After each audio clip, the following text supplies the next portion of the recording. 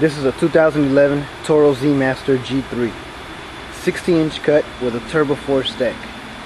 This deck features an adjustable baffle for smoother and better cut. Here you find a rubber discharge chute, a foot lift, a deck lift, foot assist,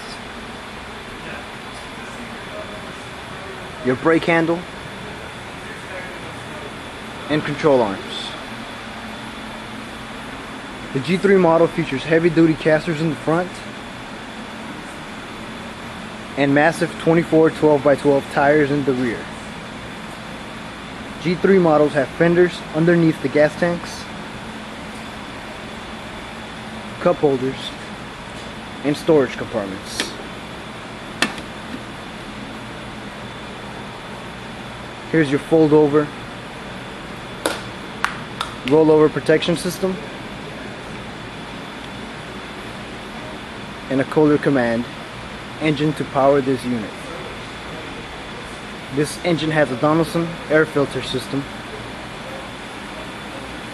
and also features unitized pumps and motors for longer life and durability. Toro G3 models have a lower center of gravity. This means the wheels are at the furthest point possible, which makes this more exceptional on hillside performance.